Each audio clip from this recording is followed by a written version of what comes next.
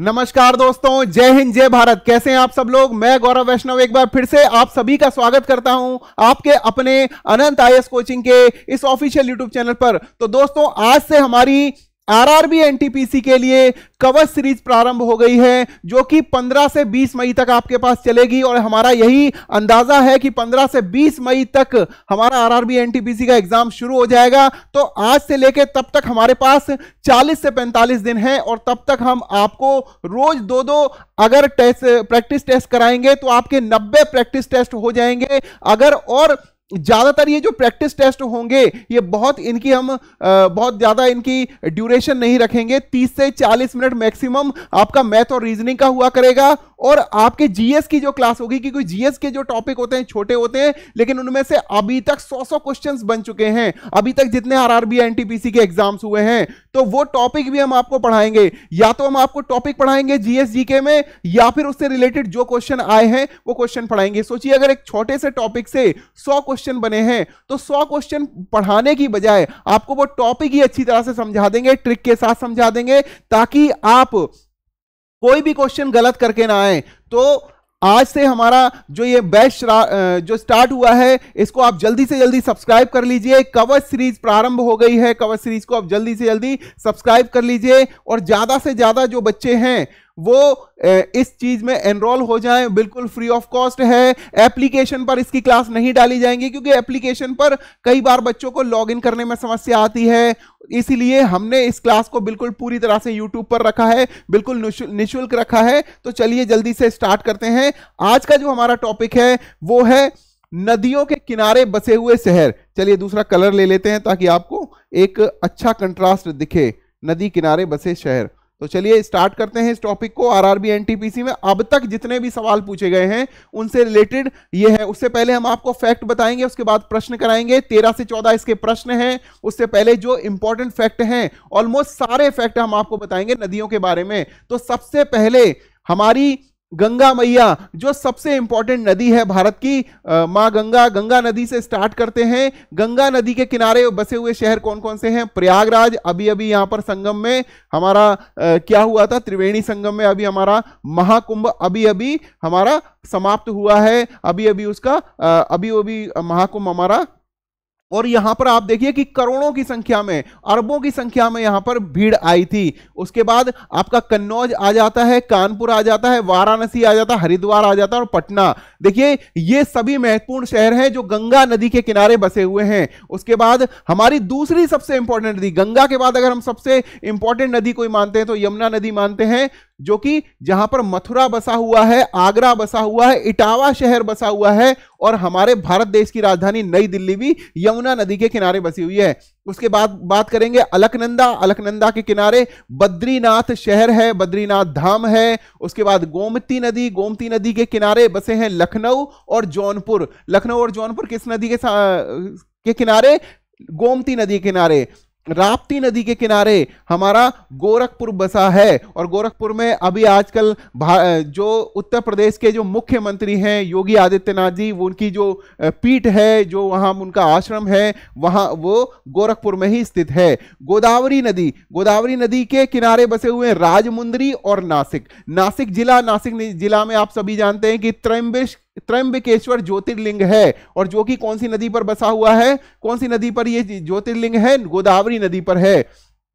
और त्र्यंबकेश्वर से ही ये गोदावरी नदी जो है हमारी निकलती भी है। सरयू नदी के बारे में आप सभी जानते हैं। अयोध्या शहर सरयू नदी के बारे में के किनारे बसा हुआ है। उसके बाद ये जो शहर हैं, हुगली नदी कोलकाता बसा हुआ है। उसके बाद साबरमती नदी, साबरमती के किनारे बसा हुआ है अहमदाबाद। महानदी के किनारे बसा हुआ है कटक। उसके बाद ब्रह्मपुत्र नदी, डिब्रूगढ़ और गुवाहाटी दोनों बसे हुए हैं किसके किनारे? ब्रह्मपुत्र नदी के किनारे। ये दो बहुत इंपॉर्टेंट शहर हैं जो ब्रह्मपुत्र नदी के किनारे बसे हुए हैं। नर्मदा के किनारे जबलपुर, चंबल नदी के किनारे कोटा और ग्वालियर। अगर श्योपुर का भी कहीं नाम आ जाए तो श्योपुरी भी यहीं पर चंबल नदी के किनारे बसा हुआ है। उसके बाद कृष्णा नदी के किनारे विजयवाड़ा, झेलम नदी के किनारे श्रीनगर, ताप्ती के किनारे सूरत, श्रावस्ती के किनारे होनावर, मंदाकिनी के किनारे केदारनाथ। देखिए मैंने आपको वहां पर अलकनंदा के बारे में बताया था। अलकनंदा के किनारे कौन सा है? बद्रीनाथ। और मंदाकिनी के किनारे कौन सा है? केदारनाथ। मूसी जो नदी है, मूसी नदी कृष्णा की ही सहायक नदी है। कृष्णा नदी की छह सात मुख्य जो नदियां हैं उन सभी को आप याद कर सकते हैं कैसे? मूसी भीमा, कोयना तुंगभद्रा, मालप्रभा घाट प्रभा और वेनगंगा पेनगंगा। देखिए दो नदियों के किनारे गंगा लगा हुआ, वेनगंगा पेनगंगा, और दो नदी के किनारे प्रभा लगा हुआ, मालप्रभा घाट प्रभा, और मूसी भीमा, कोयना और तुंगभद्रा। ठीक है, और तुंगभद्रा नदी भी आप सभी को पता है कि तुंग और भद्रा दो नदियों से मिलकर बनी हुई है। यहां पर हम बात कर रहे हैं मूसी जो कि कृष्णा की सहायक नदी है, इसके किनारे कौन सा शहर बसा हुआ है? हैदराबाद शहर। उसके बाद सतलुज के किनारे कौन कौन से शहर बसे हुए हैं? तो लुधियाना, जो आप सभी को पता है कि वूलन जो कपड़े होते हैं हमारे, उसके लिए एक राजधानी शहर है, कौन सा? लुधियाना। और फिरोजपुर, फिरोजपुर आपका कहां है? पंजाब में है। ये सभी जो नहर, ये जो सभी मैंने आपको बताया कि कौन सी नदी के किनारे कौन से शहर बसे हुए हैं, इंपॉर्टेंट शहर हैं। और अभी तक 100+ क्वेश्चंस इससे पूछे गए हैं इन्हीं टॉपिक से, और मैं आपको इसका एक एग्जांपल भी दिखाऊंगा, 13-14 क्वेश्चन भी मैं आपके कराऊंगा। वो सभी क्वेश्चन चलिए हम कर लेते हैं। देवप्रयाग डैश के संगम स्थल पर स्थित है। तो देवप्रयाग हमें बताना है, भारत के 5 महत्वपूर्ण प्रयाग हैं जो अलकनंदा, बद्रीनाथ और क्या कहते हैं मंदाकिनी, केदारनाथ, ये सभी जो हमारे धाम हैं, इनसे जो गंगा निकलती है, गंगा नदी आप सभी को पता है, भगीरथी और अलकनंदा को मिलकर हमारी गंगा नदी बनती है। तो यहां पूछा गया है कि जो 5 प्रयाग में से देवप्रयाग कौन कौन सी नदी के मिलने से बनता है? तो अलकनंदा और भगीरथी, ये दो नदियां हैं, इसी के मिलने से हमारी गंगा नदी बनती है। ठीक है, तो आंसर इसका डी हो जाएगा। अलकनंदा और भगीरथी का संगम देखिए कहां पर है? देवप्रयाग में है। अलकनंदा धौली गंगा यानी विष्णु गंगा का संगम विष्णु प्रयाग में। अलकनंदा और पिंडर नदी अगर मिलती है तो कर्णप्रयाग में मिलती है। अलकनंदा मंदाकिनी मिलती है तो रुद्रप्रयाग में मिलती है। तो यहां से एक इंपॉर्टेंट चीज आपको पता चल गई कि अलकनंदा हर किसी प्रयाग में कॉमन है। अलकनंदा जो नदी है हर किसी प्रयाग में कॉमन है। इसको याद करने की, भारत के 5 प्रयाग को याद करने की एक छोटी सी ट्रिक मैं आपको बता रहा हूं। देखिए ये ट्रिक का नाम है मार्च के बाद पके हुए नान खाएंगे और पढ़ाई करेंगे डीएवी से। ये एक छोटी सी ट्रिक है, मैं आप सभी को बता देता हूं। देखिए अलकनंदा तो सभी में कॉमन है, ठीक है। उसके बाद हमें याद क्या करना है? देखिए ये हमारी हो गई कौन सी? मंदाकिनी। मंदाकिनी अलकनंदा से मिलती है तो कौन सा बनता है? रुद्रप्रयाग बनता है। ये आपकी भगीरथी हो गई, भगीरथी अलकनंदा से मिलती है तो कौन सा? देवप्रयाग बनता है। आपकी पिंडर गंगा यदि अलकनंदा से मिलती है तो क्या बनता है? कर्णप्रयाग बनता है। आपका नंदाकिनी नंद प्रयाग बनाती है, और धौली गंगा आपकी विष्णु प्रयाग बनाती है। धौली गंगा को ही विष्णु गंगा भी कहते हैं, इसलिए वहां पर विष्णु प्रयाग बनता है। तो सबसे इंपॉर्टेंट ये ट्रिक है, आपको 5 प्रयाग याद हो जाएंगे। आपको ये ट्रिक कौन सी याद रखनी है कि मार्च के बाद पके हुए नान खाएंगे और पढ़ाई कराएंगे डीएवी से। कितनी इंपॉर्टेंट ट्रिक है, कितनी आसानी से मैंने आपको समझा दी। उसके बाद जम्मू इनमें से किस नदी के तट पर बसा हुआ है? तो जम्मू बसा हुआ है तवी नदी पर। और जम्मू कश्मीर जो राज्य की भारत की शीतकालीन राजधानी है, जम्मू शहर, देखिए जम्मू शहर जो है वो जम्मू कश्मीर की शीतकालीन राजधानी है। ये श्रीनगर के दक्षिण में तवी नदी के किनारे स्थित है जम्मू। और तवी नदी, इसके उत्तर में शिवालिक पर्वत श्रेणी भी है। तो इंपॉर्टेंट नदी कौन सी हो गई? हमारी तवी नदी हो गई, जिसके किनारे क्या बसा हुआ है? जम्मू बसा हुआ है। अन्य नदियों की यदि हम बात करें तो महानदी के किनारे कौन कौन से बसे हुए हैं? कटक और संबलपुर बसा है। राप्ती के किनारे गोरखपुर बसा हुआ है, और तुंगभद्रा के किनारे कुर्नूल शहर बसा हुआ है। ठीक है, अगले प्रश्न पर चलते हैं कि हैदराबाद निम्नलिखित में से किस नदी के किनारे बसा हुआ है? मैंने अभी सभी आपको बताया था कि कृष्णा की जो सहायक 8 नदियां हैं उनमें से एक है मूसी नदी, और मूसी की नदी के किनारे ही आपका हैदराबाद शहर बसा हुआ है। हैदराबाद भारत के तेलंगाना राज्य की राजधानी है, जो दक्कन के पठार पर मूसी नदी के किनारे स्थित है। मूसी नदी कृष्णा नदी की एक सहायक नदी है। मूसी, भीमा, कोयना, तुंगभद्रा, घाटप्रभा, मालप्रभा, पंचगंगा और दूधगंगा, ये सभी आपको मैंने अभी आपको बताई थी। 2 नदियों में गंगा कॉमन है, 2 नदियों में प्रभा कॉमन है, 2, और ये कोयना, तुंगभद्रा हो गई, और मूसी और भीमा हो गई। ये 8 नदियां हैं, आपको याद करनी है। किसकी सहायक नदियां हैं? कृष्णा की सहायक नदियां हैं। उसके बाद मदुरई शहर किस नदी के तट पर स्थित है? तो वेगई नदी जो है इसके किनारे हमारा मदुरई शहर है। और मदुरई का सबसे फेमस क्या है? मदुरई का मीनाक्षी मंदिर सबसे ज्यादा फेमस है। इसका उत्तर हो जाएगा सी। अन्य की भी मैं आपको बता देता हूं। मदुरई वेगई नदी के किनारे होगा, औरंगाबाद कूवम या काउन नदी के किनारे हो गया, तिरुचिरापल्ली कावेरी नदी के किनारे हो गया, और नेल्लोर हो गया पेन्नोर नदी के किनारे। तो बच्चों ये जो पहले कई बार पूछे गए हैं। मैं आपको बता देता हूं, ये अकेला क्वेश्चन आरआरबी एनटीपीसी में 5+ बार, 5 बार से ज्यादा पूछा गया है। तो जो घूम फिर के जो क्वेश्चन आते हैं, जो कॉमन क्वेश्चंस हैं, वो मैं आपको करा रहा हूं, और इन क्वेश्चंस को आप ध्यान से एक बार देख लेना। और सबसे पहले जो मैंने आपको जो लिस्ट बताई है नदियों की और शहरों की, वो जरूर आप देख लेना। और इससे रिलेटेड अगर कोई ट्रिक है तो वो भी आप जरूर देखिए, कि जैसे कि एक ट्रिक हो गई कृष्णा नदी की सहायक नदियां, एक ट्रिक हो गई भारत के 5 जो प्रयाग हैं, 5 प्रयाग कौन कौन से हैं गंगा नदी पर जो बनते हैं, निम्न में से कौन सा शहर साबरमती तटी के नदी के तट पर बसा हुआ है। तो हमारा अहमदाबाद शहर जो है साबरमती नदी के तट पर बसा हुआ है। अहमदाबाद साबरमती के तट पर बसा है, जो पश्चिम भारत के गुजरात राज्य में स्थित है, एक बड़ा शहर है, भारत का मैनचेस्टर भी कहा जाता है। यहां काकरिया झील, हटी सिंह जैन मंदिर, जामा मस्जिद, साबरमती आश्रम आदि पर्यटक स्थल हैं। तो भारत का मैनचेस्टर भी किसको कहा जा सकता है, यह भी आपको याद करना है। भारत का मैनचेस्टर कहा जाता है किसको, आपके अहमदाबाद शहर को। और अहमदाबाद शहर किसके तट पर बसा हुआ है, साबरमती नदी के तट पर बसा हुआ है। अगला प्रश्न हम लेते हैं, नासिक शहर निम्नलिखित नदियों में से किसके किनारे बसा हुआ है। तो नासिक शहर बसा हुआ है गोदावरी नदी के किनारे। मैंने अभी आपको बताया था कि त्र्यंबकेश्वर पहाड़ से निकलता है, और गोदावरी के किनारे ही हमारा त्र्यंबकेश्वर ज्योतिर्लिंग भी है, और त्र्यंबकेश्वर पहाड़ से ही गोदावरी नदी निकलती है, जो कि कहां पर है स्थित, नासिक में स्थित है। इसलिए त्र्यंबकेश्वर नासिक गोदावरी नदी का उद्गम स्थल है, इसलिए ऐसा कहा गया है कि नासिक गोदावरी नदी के तट पर स्थित है। अगला प्रश्न कि भारत का कौन सा शहर हुगली नदी के किनारे बसा है। तो जब हुगली की बात आ जाए तो आपको जाना है कोलकाता पे। ऑप्शन डी इसका सही उत्तर है, कोलकाता हुगली नदी हो गया, कटक महानदी हो गया, गंगटोक रानी पुल नदी हो गया, और चेन्नई हो गया कूवम या अडियार नदी के किनारे। अगला प्रश्न है, आगरा किस नदी के किनारे है। तो आगरा की जब भी बात करें तो आपको यमुना नदी पर जाना है। आगरा, इटावा हो गया आपका, मथुरा हो गया, नई दिल्ली हो गया, ये 4 शहर किसके किनारे हो गए, आपके यमुना के किनारे हो गए। आगरा यमुना नदी के किनारे स्थित है। यमुना नदी के किनारे ताजमहल, आगरा का किला, फतेहपुर सीकरी आदि ऐतिहासिक इमारतें हैं। आगरा शहर को सिकंदर लोदी ने 1504 में बसाया था। यह नगर 1526 से लेकर 1658 तक मुगल साम्राज्य की राजधानी रहा। यहां मुगल कालीन इमारतें जैसे ताजमहल, आगरा का किला, फतेहपुर सीकरी, तीनों इमारतें यूनेस्को की वर्ल्ड कल्चरल हेरिटेज साइट हैं। वर्ल्ड हेरिटेज साइट हैं किसकी, यूनेस्को की।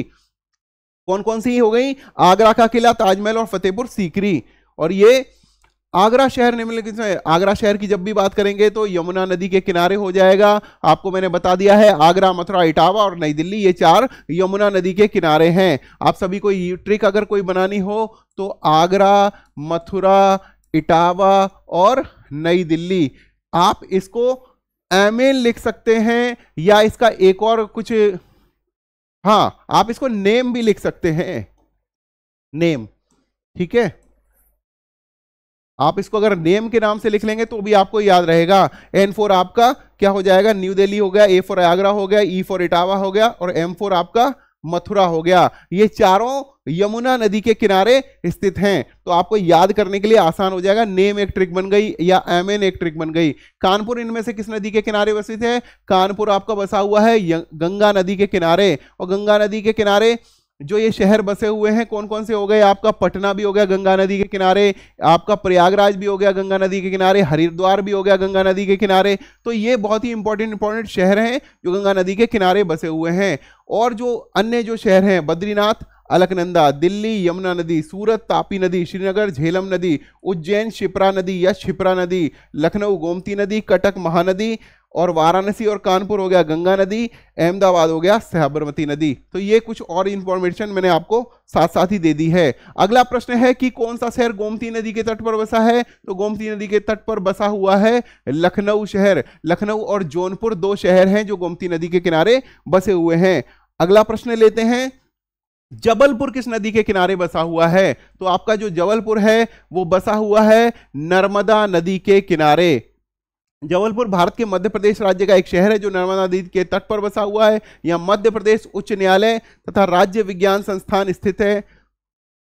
जबलपुर ही नर्मदा नदी पर भेड़ाघाट तथा धुआंधार जलप्रपात स्थित है। देखिए बच्चों, मध्य प्रदेश का जो हाई कोर्ट है वो जबलपुर में ही स्थित है। अभी आप सभी को मैंने एक इंफॉर्मेशन दी थी कि जबलपुर हाई कोर्ट ने कहा था कि ईडब्ल्यूएस आरक्षण यदि जो दिया गया है, इसके साथ साथ ही ईडब्ल्यूएस को एज में भी रिलैक्सेशन मिलना चाहिए, सभी एग्जाम्स में मिलना चाहिए। और यूपीएससी में खासकर 5 साल का ईडब्ल्यूएस को एज में रिलैक्सेशन दिया जाना चाहिए था। हालांकि उसके बाद कोई इसमें कोई महत्वपूर्ण डेवलपमेंट नहीं हुई, लेकिन पहले जबलपुर हाई कोर्ट ने कहा था कि ईडब्ल्यूएस को भी एससी एसटी की तरह एज में रिलैक्सेशन दिया जाना चाहिए, लेकिन अभी तक इस पर कुछ हुआ नहीं है। और इसीलिए मैंने आप सभी को तब बताया था कि जबलपुर हाई कोर्ट के बारे में बताया था। और जबलपुर हाई कोर्ट किसके संबंधित है? मध्य प्रदेश का हाई कोर्ट है।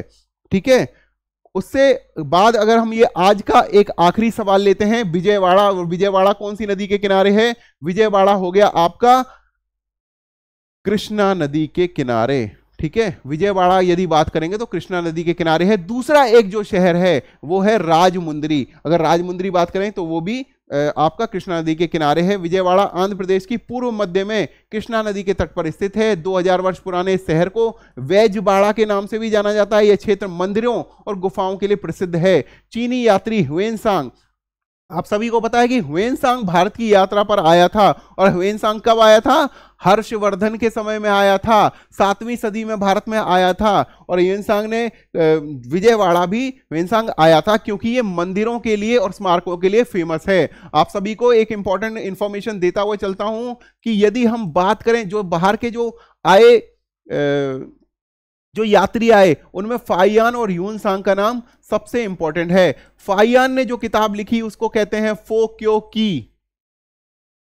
ठीक है, और ह्वेनसांग ने जो किताब, ह्वेनसांग हर्षवर्धन के टाइम पे आया था। तो इससे दो चीजें याद हो गई, F फॉर एफ यानी फो क्यू की, और H फॉर ह्वेनसांग और H फॉर ई हर्षवर्धन। ठीक है, ये दो किताबें हमारी हो गई और ये मतलब दो इंफॉर्मेशन हमारी हो गई। और जो ह्वेनसांग था इसने जो किताब लिखी थी उसका नाम था CU की, essay on the western world. और ये ऐसे ऑन द बुद्धिस्ट कंट्री। फोक्यूकी का मतलब हो गया ऐसे ऑन द बुद्धिस्ट वर्ल्ड, और ये हो गया ऐसे ऑन द वेस्टर्न वर्ल्ड। ठीक है, ये दो किताबें लिखी थी, F फॉर फोक्यूकी और H फॉर हर्षवर्धन। हर्षवर्धन के टाइम पे आया था और इसने किताब कौन सी लिखी थी? CU की। तो बच्चों, ये सारी इंफॉर्मेशन के बाद नदियों के किनारे शहर से रिलेटेड यदि कोई प्रश्न आएगा तो आप जल्द से जल्द इसको लगा भी देंगे और बहुत ही कम समय आप लेंगे। और अगर आप इस तरह टेस्ट सीरीज को कवच टेस्ट सीरीज को अगले 45 दिन तक सही से कर लेंगे तो निश्चित मानिए कि आपका सिलेक्शन पक्का हो जाएगा। 15 से 20 मई मैंने आप सभी को डेट दे रखी है